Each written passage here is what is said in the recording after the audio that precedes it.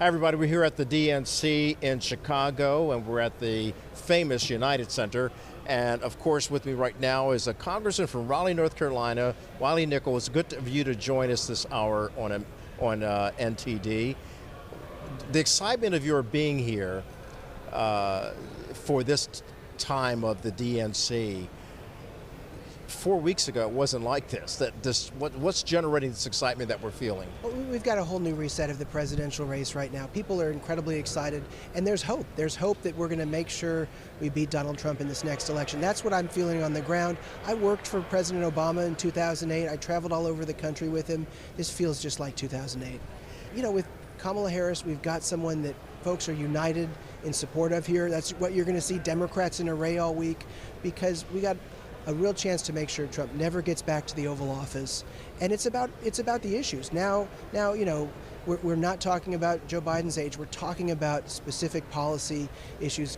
Vice President Harris was with me just a few days ago in Raleigh, outlining her plans to bring down the cost of housing, to take on folks who are price gouging at the grocery stores, and helping first-time parents with a $6,000 a year child tax credit. That's significant. That matters for the people that I serve in Congress. You are from Raleigh, North Carolina. That's where your constituents are. First of all, I love Raleigh, North Carolina.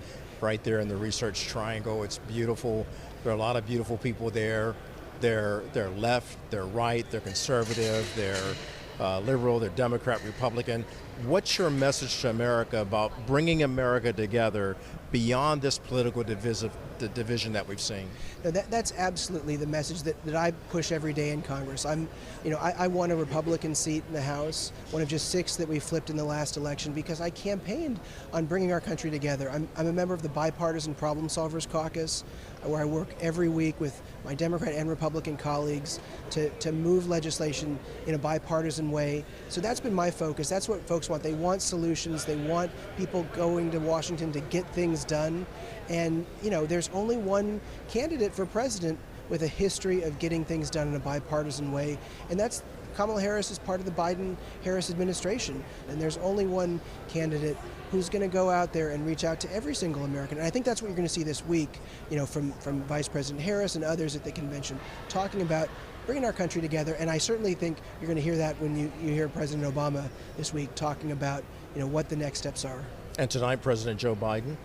Yeah, no, Joe Biden, I think he's going to be focused on, you know, the accomplishments over the last 4 years, mentioning, certainly I know he's going to be talking about the bipartisan infrastructure law. He's going to be talking about, you know, bringing down the debt through the Inflation Reduction Act and so many of the other, you know, policy wins that we have over the last 4 years. And that matters for folks. You know, at the end of the day, it's about the economy. What have you done to help make life easier for folks? What's your hope for America? My hope is that we elect Kamala Harris and get past the divisiveness that Donald Trump has brought. There are a lot of Republicans that are out there who are not spewing hate and division.